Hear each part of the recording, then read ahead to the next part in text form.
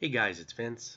Today in this video, we're going to cover some answers to some more questions. I've had a real busy holiday season and I'm getting my feet planted again to get caught up on answering some questions and details. I promised you guys I'd follow up with some more videos on questions and answers.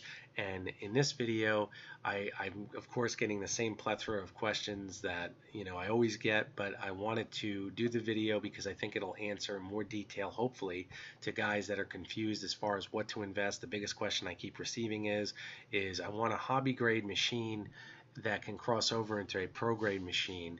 What investment am I looking at? I get all kinds of questions again on parts and my recommendations. And one of the most interesting ones I just received was what machine I would recommend as far as investing in to give someone a certain tolerance level, which I thought was interesting.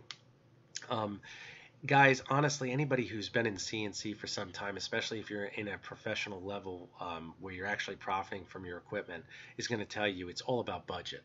Your budget is really what's going to dictate what kind of machine you're going to get and really what kind of results you're going to get. If you're using inferior quality equipment, of course, you're going to result in inferior quality products. So use common sense when it comes to that. And when I say use common sense, I get a lot of guys that are looking at, Arduino stuff and, toy stuff, NEMA 17s, and, be realistic in what you're capable of as far as investment. If your investment is there, and I'm talking about, for the low end side, if you're just getting involved, you want a hobby grade machine that can cross over into pro grade level, a small machine, you're looking at least $2,000, $2,500, all the way up to about $4,000. That's about the most you'd spend on a micro manufactured machine. Now, when I talk about micro manufacturing, I'm not talking an ultra tiny table. I'm talking about a unit that you can house in a separate room of your house or a separate facility on your property to profit from. Okay, and this is the future. This is where we're going with this. That's the whole idea of what I've tried to educate you guys with, is that these robots now exist that we can all have and you can easily profit with. It's just a matter of learning them and setting them up. That being said, before I delve into covering the full topics of this video, I want to start off by saying I want this channel to be nothing but negative. And in order for it to be nothing but negative, I will not tolerate anybody who messages me with just ridiculous comments or insults or stuff like that. I know that's typical of YouTube. It's just the internet. It's the society we live in. And I want this channel to be positive. It's here to be educational. I'm here to help you guys. I want you guys not to make the same mistakes that I make. There's absolutely no point in me doing this. I mean, I'm just doing it because I know for a fact I enjoy what I do. I'm very passionate about what I do. I've worked very hard to get to where I've gotten, and I want to share that with you guys. I want you guys to see that anybody who's willing to start a small business today and utilize robotics and automation to make themselves more successful than they already are, they can do that. So that's the ultimate goal. So please, use common sense. If you're going to post something stupid, it's going to get erased. I monitor my channel. I answer everybody on my channel. So just use common sense. Stupid comments, being sarcastic, acting like a jerk, you're just going to get deleted. Don't waste your time. That's all I'm saying. So without further ado, what I want to do is discuss once again how to spot the knot, because anybody, again, who's been in CNC is going to tell you it's all about details, guys. Details dictate everything in CNC, from your finish, your RPM, to what water pump you're using for your spindle. Everything is about details. Okay, this system, again, I'm not here to humiliate anybody. I don't know who this person is. I don't care who this person is. This person is selling a system. They're claiming this is a pro grade level system, and I'll show you what the package comes with. And again, the unit's an aluminum substrate chassis. We can see here that the spindle attached is some type of a motor tool, which is fine if you're doing, jewelry, very light type work. If you're trying to do heavier work or you're trying to step this machine up, once you get out of doing, light work, you're not going to be able to do it with this machine so easily. If you did change the spindle out, you'd probably have to modify certain things. It's certainly not a sturdy chassis. It's definitely made out of a rigid substrate, aluminum, but again, you can see your gantry plates are very, very narrow. Just things to think about, okay? That's not so much of a red flag, because there's a lot of guys out there who are jewelers or doing, dentistry. I have a couple guys that are doing actual, teeth recreations as far as doing all kinds of moldings and so forth for dentists.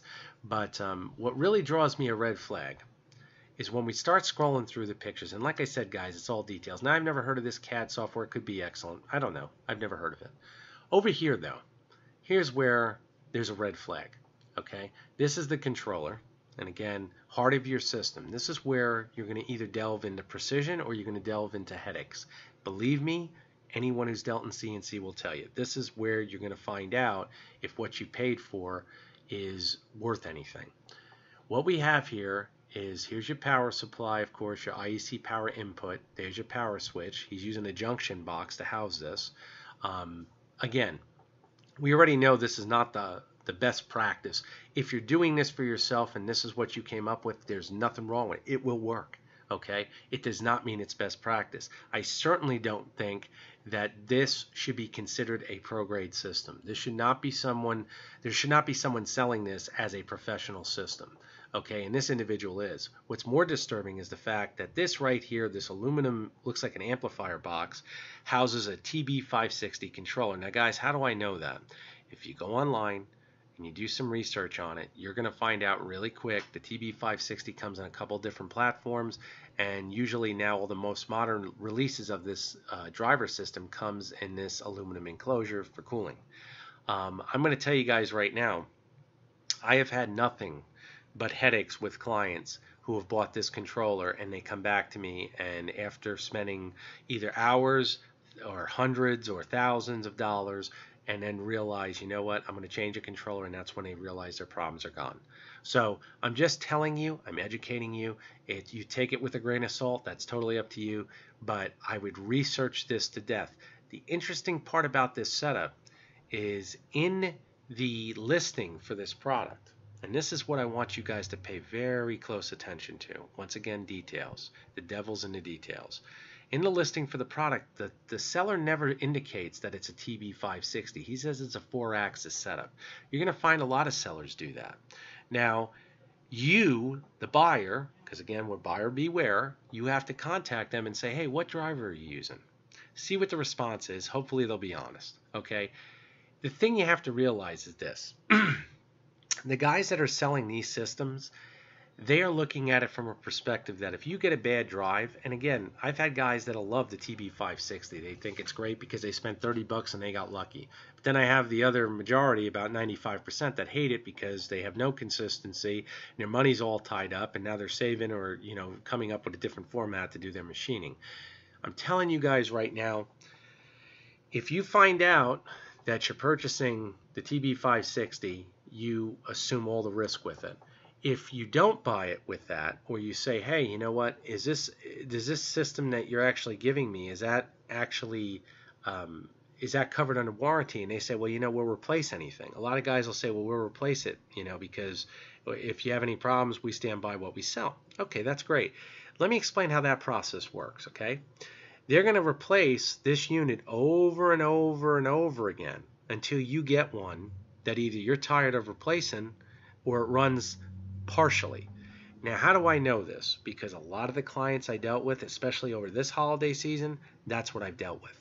I dealt with one client in particular who went over, I believe it was 4 to 5 times. He had the entire controller on his system replaced. The entire controller, everything, all the power supply, everything, and he got the Gecko system, and all of a sudden all his problems were gone. Now this went over the course of, you know, months, if not a year, and then on top of that, the back and forth, the downtime. Then he started a business and he needed to be profitable, and of course his money's tied up. It gets ugly, you know. So realistically, I'm telling you, and I'm not telling you this again to be negative. I'm telling you because as a professional, this is what I deal with, and I'm telling you these controllers for micro manufacturing are hit and miss at best.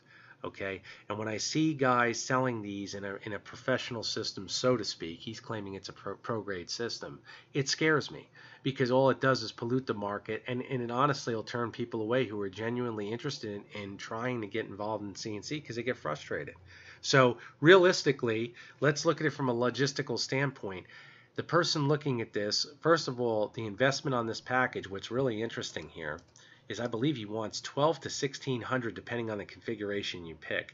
Now that's what makes people jump at it immediately because it's got CAM software, it's got the aluminum substrate chassis, but when you break down the heart of the system that actually produces precision, you're looking at a TB560 controller, which is a roll of a dice. It's like you playing the lottery, guys. So just be careful, use everything that's out there and look for consistency. You're looking for details. Everything should be questioned. Are the cables shielded? What gauge cables did you use? Go over the software. How easy is the software to use? Do you have any support with it? Is there any company that I can call? Is there any people I can speak to? I see here, and this is really interesting, it looks like a floppy disk. That's different. I mean, we haven't seen floppy disks in about, yeah, it is a floppy disk. We haven't seen floppy disks in, 15 years? I mean, guys, let's look at what we're overall looking at. I mean, it's like this is crazy. I mean, some of the stuff I've seen that is being offered, I've heard guys tell me all the time, I bought it because it was such a good deal, and then they realize why it was such a good deal is they got burned. And that's horrible. If you're buying a chassis to do a retrofit, there's nothing wrong with that. But be realistic once again and be educated in the sense that if you buy this and you get this drive, then it's all on you. Another thing to watch out for is to always read the ads fully. I don't care if they're on eBay, I don't care if they're on Etsy, Craigslist, wherever they are, read the ad fully. If you notice that the chassis you're buying has some type of odd disclosure like there's no refunds on this equipment.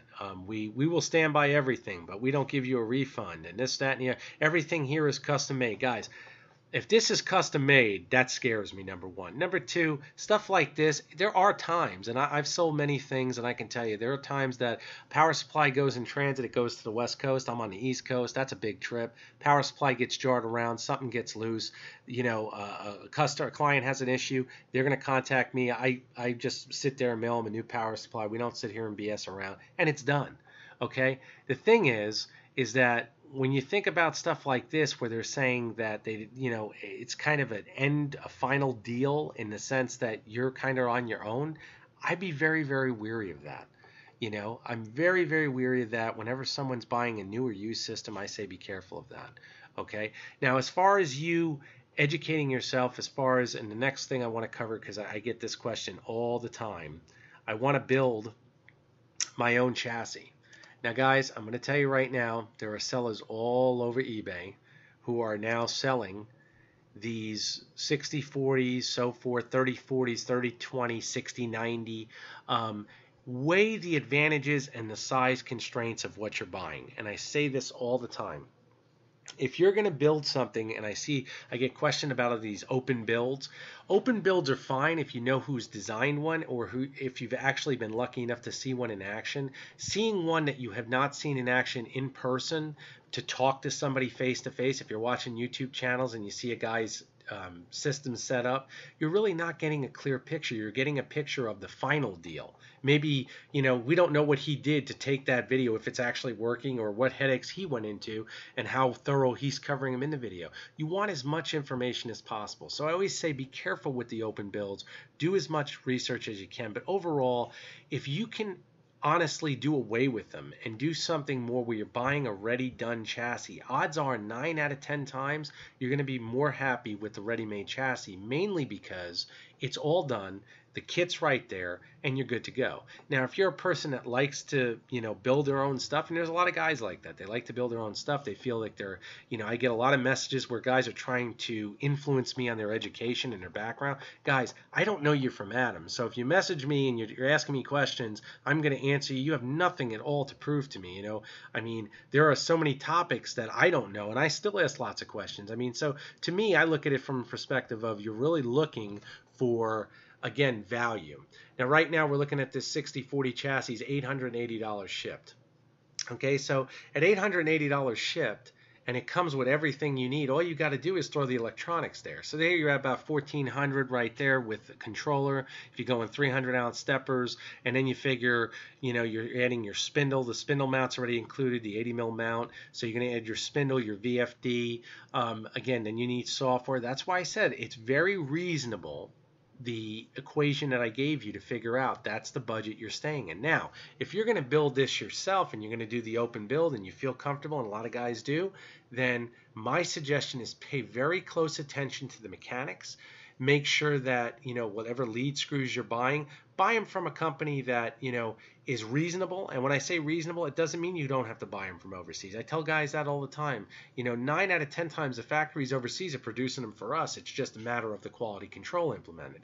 We do not see quality control implemented typically from very, very small companies. Guys that are importing TB560 Chinese driver boards, they're not implementing any quality control. They're implementing what's known as direct replacement warranty. And let me explain the direct replacement warranty, and a lot of you guys have already experienced it. Direct replacement warranty is saying, hey, guess what? I don't understand this no more than you. I'll just give you a new one until you shut up. And if you don't shut up, I'll just keep sending you new ones because it doesn't cost me anything, and I'll just keep getting reimbursed from my supplier. Now, guys, how do I know that? Because I've been in business a long time, and what I'm telling you is purely logistical. What else I'm showing you is the fact that if we use common sense and we execute due diligence in the sense that we have a mass amount of data online through Google and other venues, YouTube, you got to weed out some garbage, but there are some really good, interesting people out there that are willing to share their knowledge. That's what I recommend you doing. You are going to have to invest some time. No one's going to hand it to you. So invest the time, do it right, and look at that from that perspective, in the sense that you're looking for a machine in the sense that you're getting actual support. Call around. You can go to Automation Technologies. They do have quality equipment. Some of the times at Automation Technologies, I've run into some language barriers depending upon who you're speaking to, but they do stand by their stuff. CNC router parts, excellent quality mechanics. I tell you guys all the time, they're not cheap, but you're paying for it. You're getting what you're paying for. I've worked with them quite a bit. I've worked with actually done quite a lot of chassis conversions with their equipment. It works excellent. So again. And not to say that you can't do it yourself. I mean, if you're looking at lead screws and stuff, you can get them overseas. One of the biggest things I want you guys to pay a lot of attention to, and a lot of guys don't think about this, is bearings.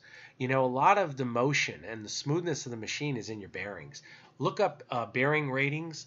Again, if you do the bearing ratings, you want to stay somewhere between 5 and 7. Those are really good. 7 is a much, much higher end bearing. Once you get closer to 9 rating on bearings, if you don't know what I'm talking about, do Google search. You'll find out everything. I'm just trying not to make the whole video about bearings, but I do want you guys to pay attention to those details, because common sense, that's your friction. You reduce the friction in the machine, you're going to increase the precision, it's going to have more longevity, and again, it'll be more of what you're looking for. If you're trying to do this, I'm assuming you're trying to do it right. You want precision, and with precision, remember the 2 P's. Precision equals profitability.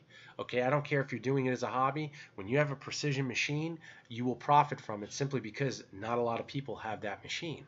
So think about it in that perspective, and that's why I say, if you're going to do it that way and you want to build it yourself, stay with bearings, check your mechanic structure, and don't cut corners, guys. I get a lot of guys that want to, utilize really, really mediocre type lead screws when, they're going real high end on other components that really don't matter. Logically look at the whole machine. Mechanics, bearings, those all play a huge role. You're trying to reduce friction. You want things to have longevity.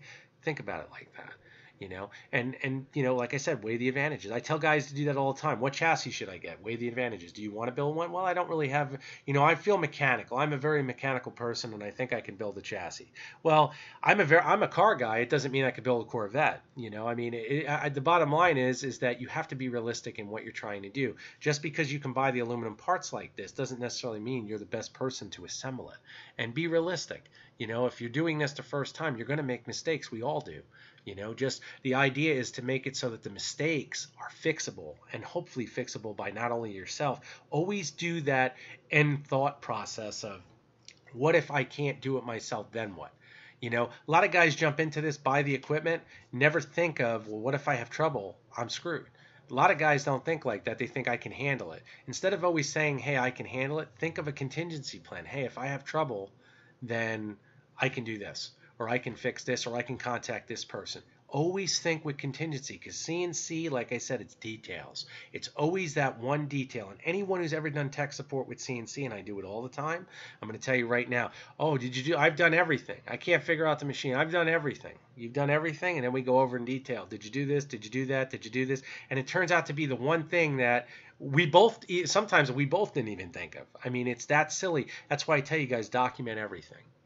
Go over that, be detail oriented, and really be detail oriented on your price, because like I said, when you're looking at a machine that is a base level machine and you're looking at an open bill where it's just a kit platform, you're hoping that the person that designed this really is more than just a hobbyist where they're saying, hey, I bought these parts, assembled them, and it worked for me. You really want some grade, some intuition to know that this person is at least formally educated in mechanical structures, so that you're not just buying an erector set. And that's what I always tell everybody. Do your research, double check. If you have the availability to go see someone when you're purchasing a machine, go check it out in person and see if it fits your criteria. But overall, that'll hopefully guide you guys. I want you guys to be educated in what you're purchasing. And again, that's my whole goal. Everything I sell, I support. You guys know that. I answer everybody, and I do that because, once again, I want you guys to be successful. The idea of this whole thing is that whatever machine you buy, if you can cut a circle today out of balsa wood, you can cut a circle tomorrow out of carbon fiber, and we know which one is worth more. And that being said, and I just wanted to throw this video in because I get a lot of questions on this as well. I had a question on carbon fiber routing at home. This video was done. It's got quite a bit of views. The individual that's doing the video is actually very, very interesting to watch. Again, it's interesting to watch his creations. You can tell he knows what he's doing. He's using a Chinese 6040. Again, you can see the part in the background. Great, super video. And what's really interesting, guys, is you can mill carbon on your machine. I get asked that a lot.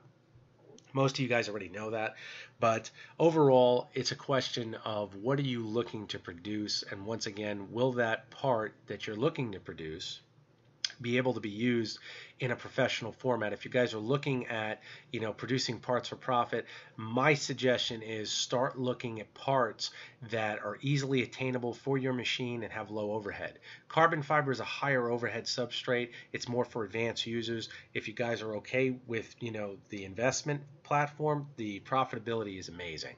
Okay, this individual's put his time in. He does some really nice work, and you can see some of the finished products. I'm telling you right now, I don't want to hear anything, because these videos are great. I mean, they really explain to you what's possible with a 6040 or any Chinese chassis when you put the time in. And I don't even know what controller he's using, even if it is the Chinese controller. The parts he's producing is really amazing. I mean, it shows you that if you put the time in, you can do this, and I'm sure he's making money with this. I mean, I want you guys, again, to have all those options available.